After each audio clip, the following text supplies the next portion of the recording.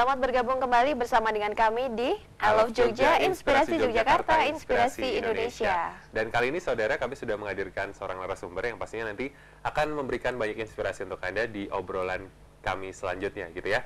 Kami akan segera berbincang dengan Mas Muhammad Karim Amrullah, ini dari Fakultas Hukum UGM angkatan 2012 dan akan berbincang mengenai UKM Peduli Difabel di UGM. Iya, line interaktif juga kami buka, saudara silahkan Anda bisa bergabung di 02744477666. Mas Karim, apa kabar? Baik, alhamdulillah. Alhamdulillah baik ya. Iya. Oke. Ini mungkin bisa cerita dulu nih latar belakang akhirnya muncul UKM Difabel di UGM. Itu kan awalnya Forum Mahasiswa Difabel dan Partner itu tanggal 22 Desember 2012.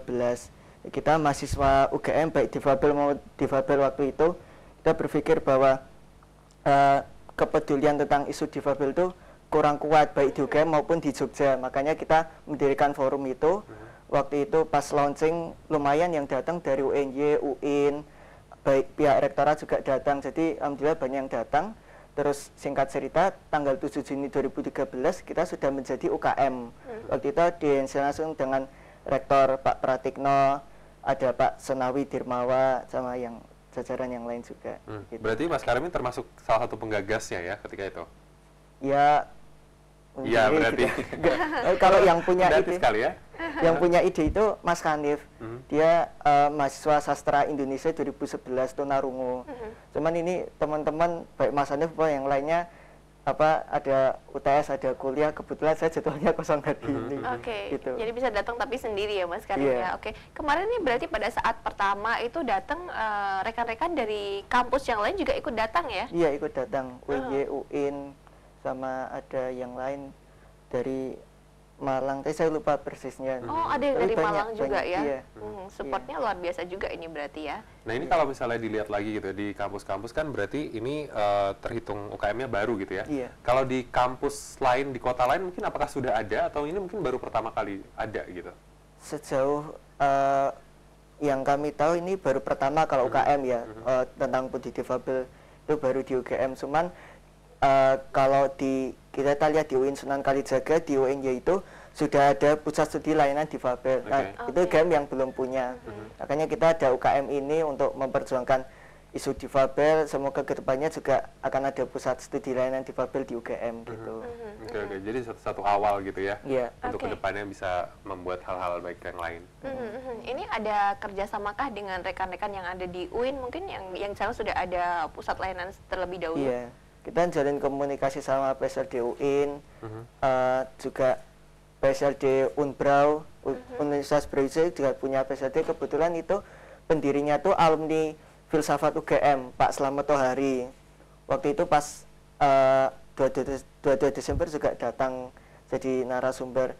Ya sama yang lain juga kita misalkan pernah diundang dengan OSED, Stad Hong Kong untuk diskusi. Terus kita juga jalin hubungan dengan Solider, Sigap, sama yang lainnya juga banyak. Berarti memang tanggapan dari pihak-pihak lain juga luar biasa ya untuk adanya UKM ini. Nah, kemudian kegiatannya nih kira-kira apa aja nih Mas di kegiatan UKM Peduli Difabel ini? Kita kan masih UKM baru ya, jadi masih penguatan internal sebetulnya. Tapi kita ya udah pernah mengadakan seminar, diskusi, terus termasuk kita mengadakan focus group discussion dengan pihak rektorat waktu itu pas ada isu diskriminatif terhadap difabel pas Napatin 2014 itu. Kita mengadakan diskusi dengan rektorat kenapa seperti ini, terus apa dan sebagainya gitu. Terus pendataan difabel sudah, tapi mau diulang lagi. Ya itu sih. Berarti pendataan dilakukan juga ya untuk mengumpulkan data rekan-rekan juga. Apakah juga pada saat pendataan itu juga mungkin sekaligus ditampung masukan dan aspirasi dari rekan-rekan juga ini Mas Karim? Iya sebetulnya, cuman waktu itu ada kendala karena masih banyak yang tidak paham dengan kata difabel. Jadi pas di form itu apakah Anda mahasiswa difabel dalam kurung berkebutuhan khusus? Yang menjawab ya itu 43 orang, tapi baru hanya 8 yang benar-benar difabel. Terus apakah jenis difabel apa gitu tidak isi, terus apa yang ada butuhkan TV, laptop, handphone. Jadi emang belum banyak yang tahu sebenarnya ya. Iya, kata difabel sendiri aja masih banyak yang belum tahu, jadi ya ini kenapa kita ada di sini gitu. Jadi memang sebenarnya mungkin kalau dilihat lagi ke depan masih sangat butuh untuk edukasi ke masyarakat juga ya. Iya, jelas. Kita sebetulnya punya proker untuk jalin dengan universitas yang lain untuk sosialisasi edukasi tentang difabel ini masih masih rancangan gitu, dan pemikiran, tapi insya Allah ya akan jalan itu. Kalau sejauh ini support dari kampus sendiri, mungkin juga dari universitas, seberapa besar ini Mas? Ya bagus sekali, pas kita forum mahasiswa itu pihak rektorat datang, kemudian kita bisa jadi UKM dalam waktu yang singkat itu support yang luar biasa. Kalau support yang lainnya kita kegiatan ada dikasih bantuan dana misalnya gitu, terus nanti bakal dikasih sekretariat misalkan seperti itu. Supportnya luar biasa bagus, UKM merespon cepat gitu, baik. Sekarang kalau misalnya kita review lagi gitu ya, kalau di UGM sendiri fasilitas untuk mahasiswa difabelnya sendiri apakah sudah cukup memadai atau ini juga akan jadi bahan diskusi nanti ke depannya gitu, masukan untuk kampus? Aksesibilitas fisik di UGM itu belum bagus amat, ya kita masih harus banyak belajar. Cuman satu yang menarik itu ternyata guiding block yang ada di Jalan Malioboro. Guiding block itu untuk menuntun tunanetra yang warna kuning itu dulu inisiatifnya UGM sama mahasiswa difabel di Jogja waktu itu tahun berapa saya lupa persisnya, tapi sekitar tahun 90-an kalau nggak salah. Tapi entah kenapa kita kayak terlupakan lagi, kita lupa tentang isu difabel itu. Dan ini jadi PR bagi kita, kenapa dulu UGM sempat tergagas itu, terus terlibat dengan pemerintah diskusi tentang difabel, dulu masih kata penyandang cacat ya. Terus sama yang lainnya juga, kenapa kita sempat lupa kita ini. Jadi pembelajaran bagi kita sih. Padahal dulu yang pertama kali ya, artinya UGM yang mencetuskan akhirnya sampai di kawasan Malioboro itu bisa ada itu tadi ya. Iya, dan itu dulu jadi contoh bagi universitas lain menanggapi isu difabel itu. Bahkan di Unbra udah ada PSLD misalkan, kita belum gitu. Tapi ya itu kita masih banyak berbenah, tapi kita optimis kita ini sih. Dan ini memang tidak bisa dilakukan hanya dari UGM sendiri gitu ya, termasuk dari masyarakat ketika sudah dibikin jalurnya ya diharapkan semoga tidak ditutup di parkir gitu ya, atau pedagang yang gitu lain ya. gitu ya. Masih adakah mungkin di beberapa mungkin pada saat melintas di Malioboro bersama dengan rekan-rekan itu masih terganggu juga nggak Mas Karim? Ya baik di Malioboro maupun di tempat umum lainnya ya, untuk tempat warung atau parkir apa, bahkan digunakan motor untuk melewati kalau pas macet gitu kan. Saya menyayangkan ya, sampai rusak kan, mereka mungkin belum dong amat ya masalah difabel itu. Dan ya tugas kita semua baik UKM maupun masyarakat umumnya untuk sosialisasi edukasi tentang difabel itu. Masih banyak PR yang harus dilakukan gitu ya. Kalau untuk kepengurusan sendiri apakah sudah dibentuk, ada kepengurusannya, ada strukturnya gitu Mas? Sudah. Itu tadi ada fotonya itu Mas Hanif ketua, ada wakil ketua itu Reiki, saya sekretaris, ada bendara, ada advokom internal, advokom eksternal, PSDM sama riset dan penelitian itu. Itu kepengurusan yang terbaru, dilantik pas Januari 2014. Cukup baru juga ya, di awal tahun kemarin ya, berarti ya, dilantik bareng UKM lainnya. Itu pada saat pelantikan itu apakah juga sudah menyiapkan program-program yang akan dilakukan ke depannya ini Mas? Sudah, program masing-masing divisi itu tadi sudah. Kalau yang terdekat ini nanti 26-27 April makrab, biar lebih akrab dengan anggota barunya itu. Saya seperti itu. Nanti Mei akan ada FGD dengan Ohana tentang difabel juga, mungkin diskusi yang lain gitu sih. Nah ini nanti ke depannya setelah ini di tim di dalamnya sudah kuat gitu ya Mas ya.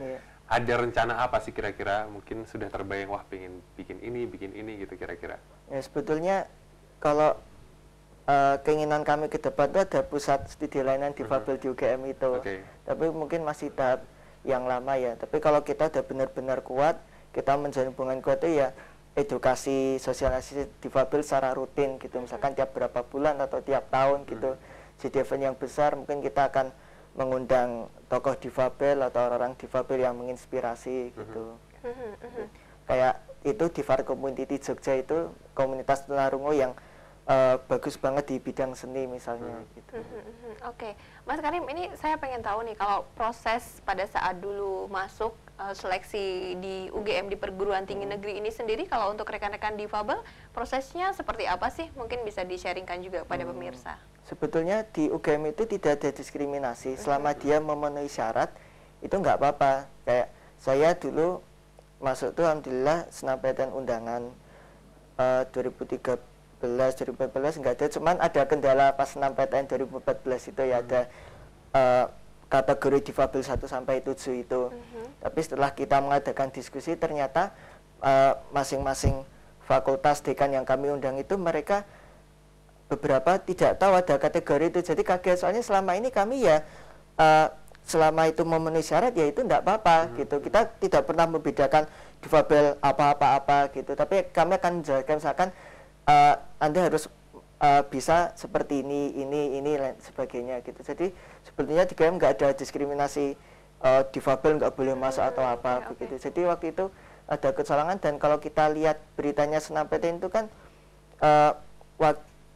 kalau saya nggak salah ingat Wakil Menteri sendiri Pak Kasim itu juga mengatakan kecolongan ada pengkategorian itu, dan itu ternyata dibuat oleh panitia pelaksana di Jakarta itu gitu sih. Oke, dan untuk Anda pemirsa yang mungkin ingin memberikan komentar atau ada masukan atau ada hal yang ingin disampaikan, line interaktif kami buka di 0274 4477 666. Mas Karim, kalau dari rekan-rekan mahasiswa di sekitarnya dengan mungkin yang mereka bisa beraktivitas dengan lebih bebas, lebih fleksibel karena tidak berkebutuhan khusus, apakah mereka juga mensupport kegiatan-kegiatan yang dilakukan UKM Peduli Difabel ini? Ya jelas kita itu kalau bisa dilihat kan yang mayoritas ya non difabel ya. Jadi dukungan mahasiswa non difabel juga bagus sekali. Ini kegiatan-kegiatannya ini waktu dengan OSED ya? Iya, OSED sama STAD itu diskusi tentang disadvantage student, salah satunya membahas tentang mahasiswa difabel gitu. Itu website di Solider, kegiatan ini pas pelantikan kepengurusan. Ya banyak ini diskusi tentang keterlibatan difabel di pemilu dengan Asia Foundation sama JPP Visipol UGM. Nah, ini setelah kita FGD UGM revisi syarat fisik pendaftaran. Oke. Jadi memang sudah banyak sekali yang dilakukan gitu ya. Nah, bicara soal pemilu kemarin gitu ya, mengalami kesulitan nggak sih Mas, atau sebenarnya butuh lagi nih sebenarnya fasilitas-fasilitas khusus gitu? Pemilu. Kalau saya sendiri nggak ada kesulitan sih. Saya kan difabel di tangan ya tunadaksa. Tapi kalau teman-teman lain saya lihat di berita misalkan kita lihat biasanya tunanetra atau tunadaksa yang harus pakai wheelchair itu dia susah akses gitu sih. Tapi ya kita itu masih banyak berbenah itu. Oke. Jadi memang harus banyak pihak juga harus memberikan perhatian khusus gitu ya sebenarnya, karena tidak semua orang bisa mengakses fasilitas-fasilitas yang ada gitu ya. Oke, kalau ini kan banyak juga melakukan kegiatan bersama dengan lembaga asing juga ya yang sudah dilakukan itu, apakah ada masukan juga atau ada hal baru mungkin yang didapatkan pada saat pelaksanaan event? Ternyata kalau di luar negeri itu isu sudah lebih seperti apa dan respon masyarakat juga gimana ini Mas? Iya, memang kalau kita membandingkan dengan luar negeri mungkin kita masih jauh ya. Misalkan di Australia itu bis di sana itu dirancang dari shelter sampai naik bis itu dirancang difabel yang wheelchair sekalipun tuh bisa naik sendiri tanpa tanpa harus didorong. Iya. Kemiringannya, terus dari bis itu ada kayak papan gini sampai ke shelter masuk gitu. Terus misalkan di Singapura, kebetulan saya pernah ke Singapura itu, dia di guiding block tuh di fasilitas umum sudah banyak guiding blocknya, sampai lift turun sampai ke kereta monorail yang bawah tanah itu misalnya, atau pembina kami yang lagi sekolah di Jepang itu banyak sekali guiding block bahkan hampir di semua tempat ada gitu. Itu kita lihat itu kan jadi contoh bagi kita, jadi pembelajaran bagi kita begitu. Oke, jadi memang sudah membandingkan juga ya, semoga dapat inspirasi juga dari negara-negara lain begitu. Nah, ini kalau misalnya bicara lagi soal Jogja gitu ya, secara umum berarti memang masih butuh banyak pembenahan gitu ya untuk fasilitas-fasilitas yang ada gitu ya. Masih banyak pembenahan, tapi sejauh ini respon kita pernah mengundang Pak Edi tentang pendidikan di Jogja itu, ya kita pernah bertemu dengan GKR Hemas misalnya, saya sama Mas Hanif, ya responnya bagus. Kita cuman kita hanya kurang tahu aja. Kita sudah peduli tapi kita masih bingung kita harus ngapain nih kan gitu. Itu yang jadi PR gitu sih. Oke, ini berarti masyarakat sebenarnya juga mungkin banyak yang sudah peduli tapi tidak tahu bagaimana harus harus bisa menyalurkan, gitu ya. harus bertindak seperti apa. Kalau dari Mas Karim sendiri mungkin bisa memberikan masukan atau gimana kira-kira mungkin dari masyarakat yang non difabel bisa memberikan hal yang lebih untuk rekan-rekan difabel, apa yang harus dilakukan, Mas? Menurut saya lebih ke pemahaman ya. Harus dipahami bahwa difabel itu berbeda kemampuan. Makanya kita pakai kata difabel, different ability, bukan disable atau penyandang cacat misalnya. Kita menggunakan kata difabel. Sebenarnya kita mampu, cuman kita berbeda kemampuan, kita butuh alat khusus atau apa, tapi bukan berarti kita tidak mampu gitu. Kan bukan kita berarti semua tidak bisa, tapi beda gitu ya. Iya, beda kemampuan dan ya kita ya sama-sama manusia kan gitu. Kita juga punya hak yang sama misalnya untuk memperoleh pendidikan karena kita lingkupnya mahasiswa gitu, atau mungkin hal lainnya gitu. Itu sih simpelnya itu kita mengedukasi bahwa kita ini berbeda kemampuan, bukan tidak mampu. Kalau kita sudah berpikir difabel itu berbeda kemampuan, ya masyarakat akan lebih mudah menerima. Kalau kita perspektifnya tidak mampu kan cenderung tidak itu harga mati gitu ya. Iya, gitu sih. Berarti ini berbeda kemampuan itu tadi yang mungkin harus dipahami sama masyarakat bahwa bukan tidak tapi berbeda kemampuan begitu ya. Itu edukasinya masih harus lebih banyak. Semoga nanti dari sini juga makin banyak masyarakat yang bisa membedakan nih harus seperti apa ke depannya dengan teman-teman yang difabel seperti itu ya. Oke, tapi kalau dari mungkin yang Mas Karim sendiri pengalaman dari dulu mungkin pada saat masuk sekolah dasar, kemudian di sekolah menengah pertama, kemudian SMA juga, apakah ada perbedaan yang dialami gitu Mas, peningkatan juga dari masyarakat, respon masyarakat dan juga dari support pemerintah? Iya, tentu saja progres ya ada. Tapi kalau ngamati, saya benar-benar tahu, paham tentang isu difabel ya juga belum lama. Ya sejak SMA, tapi ya belum dong amat gitu. Pas kuliah ya lumayan nambah gitu. Tapi kalau SD belum ngamati sih, belum ngamati banget gitu. Oke. Dan semoga memang sudah ada peningkatan ya sebenarnya ke depannya ya, seperti itu. Oke, ada isu-isu yang mungkin beredar yang dibahas juga dengan rekan-rekan nggak sih Mas? Kalau sekarang ini sedang membahas isu apa yang hangat mungkin?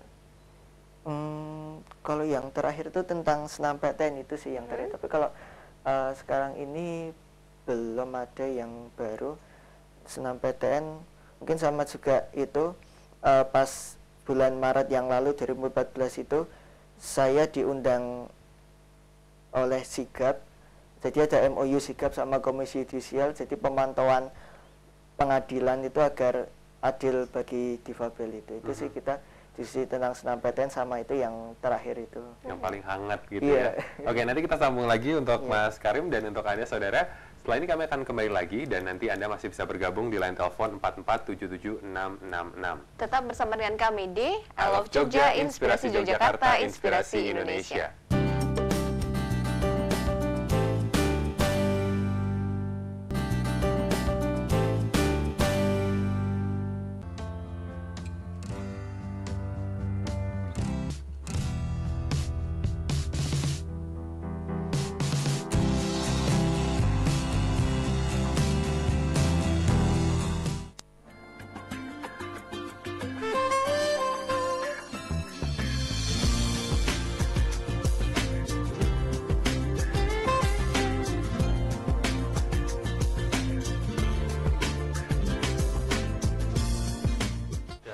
Yang berbeda bukan berarti tidak lebih baik dari kita. Yang berbeda bukan berarti tidak lebih baik dari kita. Pada kesempatan kali ini kita akan mendengarkan 2 cerita dari sahabat kita semuanya. Salah satunya adalah seorang representator di UGM bernama Mohani Yasin Yusuf yang akan menceritakan pengalamannya sebagai seorang penyandang difabilitas.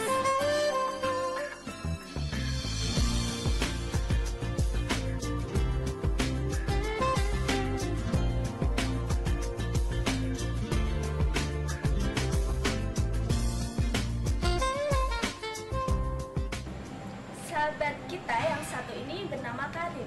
Dia adalah seorang mahasiswa Fakultas Hukum dan dia adalah salah satu anggota komunitas difabel.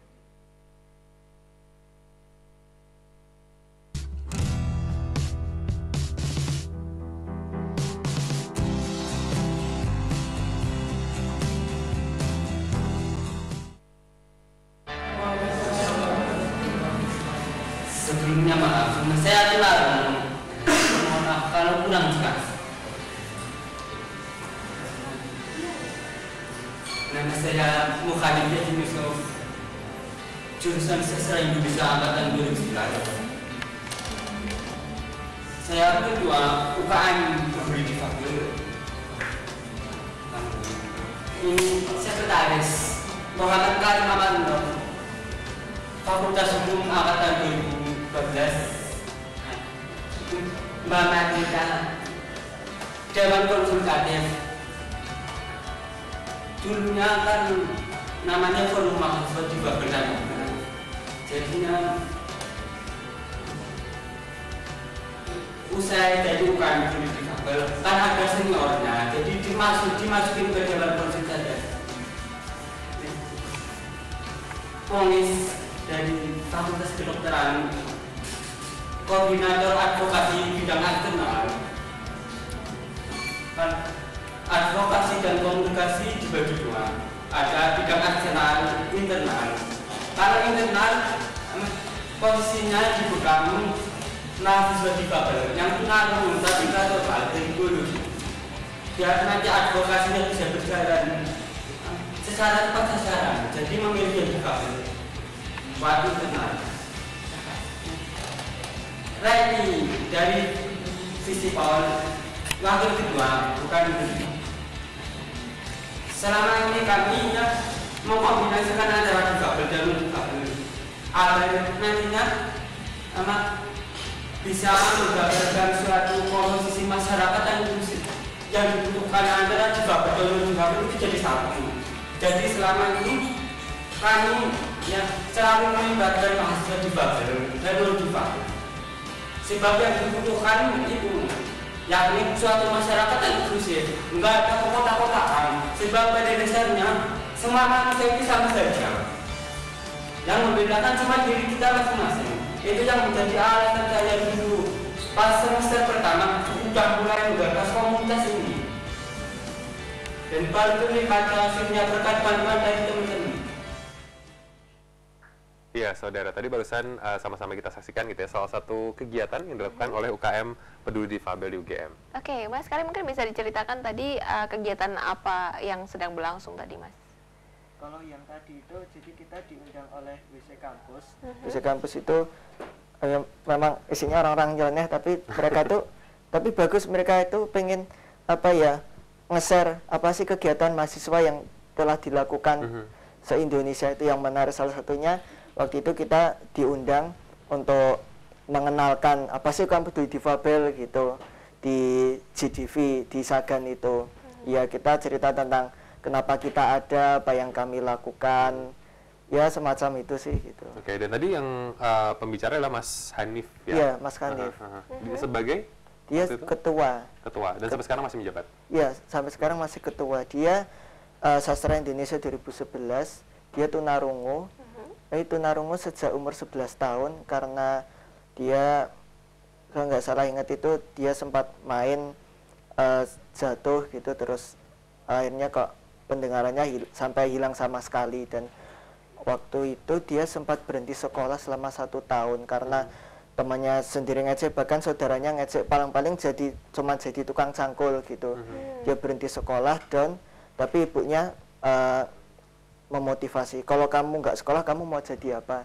Justru dari situ dia memotivasi, dia membuktikan bahwa difabel itu berbeda kemampuan. Dia SMA rankingnya bagus, ranking 1, ketua OSIS juga, dan terakhir IPK-nya 3,59. Saya aja kalah. Nah, betul. Felix sama aku jadi sedih ya kita berdua. Nggak usah dibahas ini berapa dulu ya. Oke, tapi berarti di situ bisa terlihat ya bahwa peran keluarga juga sangat penting ya untuk Jelas. dukungan seperti itu ya. Keluarga sangat penting. Saya dulu juga SD sempat down itu karena diejek, disebut T-Rex gitu. Pas dulu SD saya disebut T-Rex, waktu itu awal-awal saya nggak down gitu. Kok aku disebut T-Rex apa? Oh, lari mood sempat. Tapi ternyata karena kondisi saya seperti ini, saya sempat down. Artinya yang tadinya saya periang, misalkan suka nakal atau apa gitu, saya jadi diam terus di kelas cuma diam gini apa gitu. Terus sampai tanya sama orang tua, kok saya punya fisik kayak gini sih gitu. Terus ibu saya cerita, kamu masih bersyukur, kamu masih bisa hidup, dan kalau kamu nggak bersyukur ya itu percuma lah. Yang anugerah dari Tuhan itu pasti yang terbaik gitu. Kalau kamu nggak bersyukur ya kamu pasti akan melihat orang yang di atas kamu coba lihat yang di bawah kamu. Misalkan ada sorry itu saya ada orang tua yang tidak mengakui anaknya difabel misalkan, atau dia yang mungkin lebih kekurangan misalnya. Saya masih alhamdulillah masih mampu untuk sekolah, melakukan aktivitas lainnya dengan lancar gitu. Jadi ya peran keluarga sangat penting, keluarga sangat penting, masyarakat juga. Gitu. Oke, ini saya ingin tanya nih Mas, dari proses dari waktu itu down sampai akhirnya bisa benar-benar kembali seperti biasa gitu ya, itu butuh proses berapa lama sih? Atau mungkin setahun, 2 tahun, atau lama, atau tetap gitu? Ya, lama, setahun sebetulnya. Pas 4 SD itu saya down, awal-awal sekolah itu, terus jadi pendiam, jadi kurang bergaul, jadi kurang nggak ngobrol sama teman-teman. Terus pas kelas 5 SD saya naik kelas itu, guru-guru itu ngasih saya hadiah ulang tahun itu lampu yang akuarium, ikannya bisa muter-muter gambar itu, terus ada secarik kertas itu agar terus semangat gitu. Kita support kamu, kita nggak pernah diskriminasi kamu gitu, kita selalu dukung kamu gitu. Ya alhamdulillah. Ya meskipun SD SMP saya nilainya nggak begitu bagus, pas SMA pas kelas 2 alhamdulillah bisa ranking 2, kelas 3 juga. Itu sih motivasi dari keluarga, orang tua, guru juga gitu. Oke, Gitu. ini kok dari ceritanya Mas Karim, kemudian juga tadi Mas Karim menyampaikan cerita dari yang dialami Mas Hanif ya, ketuanya, itu bisa menjadi inspirasi juga ya bagi masyarakat ya. Mungkin harus sering-sering diundang di berbagai kegiatan untuk berbagi cerita, memberikan semangat juga ini. Karena kadang dengan apa yang kita punya, kita suka udah mengeluh aja gitu. Kurang Nggak punya bersyukur. duit, tanggal tua ngeluh gitu ya. Kamu kok nyindir aku terus sih? Oh, iya. Oke, Oke. Mas, kalau memperhatikan banyak yang ini ya, rekan-rekan yang difabel itu mungkin yang justru memanfaatkan, ada beberapa gitu yang masih justru memanfaatkan itu untuk memohon belas kasihan gitu. Nah, kalau respon dari Mas Karim dan juga rekan-rekan dari UKM Peduli Difabel gimana dengan yang seperti ini? Kalau kami ya kita nggak bisa ngejudge langsung mereka salah gitu. Mungkin karena kondisi ekonomi yang kurang, misalnya mereka terpaksa seperti itu, atau mereka kurang paham, kurang edukasi, ya banyak sekali kemungkinan ya kayak macam-macam yang seperti itu sih. Tapi bagi saya tidak bisa langsung menyalahkan, memanfaatkan atau bagaimana. Kita mungkin kalau mereka diberi pilihan mungkin mereka nggak akan mau seperti itu kan, begitu. Biasanya kayak gitu lebih ke kondisi ekonomi yang sulit gitu. Oke, dan terpaksa mereka akan seperti itu gitu ya. Nah, Mas Karim ini kan dari Fakultas Hukum gitu ya. Nah, kalau kita lihat dari pemerintahan sendiri tentang undang-undangnya, sudah ada belum sih undang-undang yang menjamin gitu ya kesejahteraan atau mungkin untuk menjamin teman-teman difabel sendiri? Ya, kita masih pakai Undang-Undang 497 tentang penyandang cacat. Sebetulnya itu ada rancangan undang-undang tapi belum kunjung dibahas di DPR ya. Karena itu masih pakai kata penyandang cacat, ada kata rehabilitasi, ada kata-kata lainnya yang masih menganggap bahwa difabel itu tidak mampu gitu. Terus yang lainnya itu kita pemerintah Indonesia, maksud saya, sudah meratifikasi UNCRPD, itu Konvensi Hak Penyandang Disabilitas melalui Undang-Undang 19 tahun 2011 kalau nggak salah. Jadi konsekuensinya itu kalau pemerintah sudah meratifikasikan harus menerapkan konvenan seluruh ketentuan yang ada di situ. Yang lainnya misalkan undang-undang tentang HAM, undang-undang Sisdiknas atau yang lainnya gitu. Oke, nah ini kan tadi dikatakan bahwa masih undang-undang penyandang cacat gitu ya. Iya. Seberapa besar pengaruh ini nanti ketika misalnya dari katanya aja gitu ya, istilahnya penyandang cacat kemudian diubah menjadi difabel?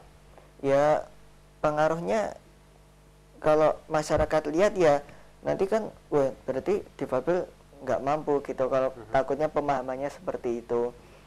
Makanya ada rancangan undang-undang itu sempat ngebahas, saya sama teman-teman tahun 2013 itu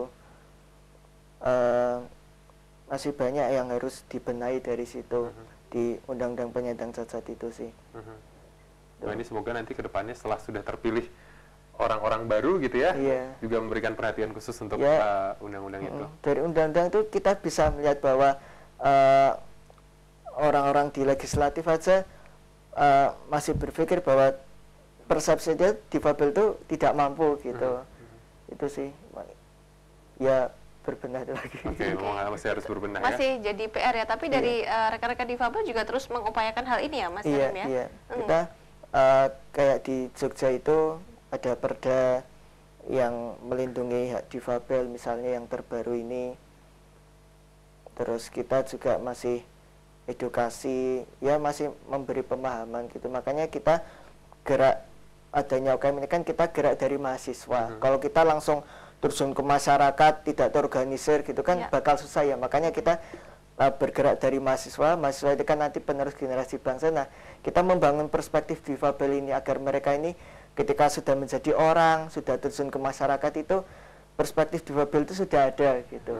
Itu sih. Oke. Sayang sekali kita sudah harus menutup perbincangan ini, tapi kalau ada informasi atau hal-hal yang masih ingin disampaikan kepada pemirsa, silakan Mas Karim. Itu sih kalau dari kami ingin nge-share bahwa difabel itu berbeda kemampuan, bukan tidak mampu.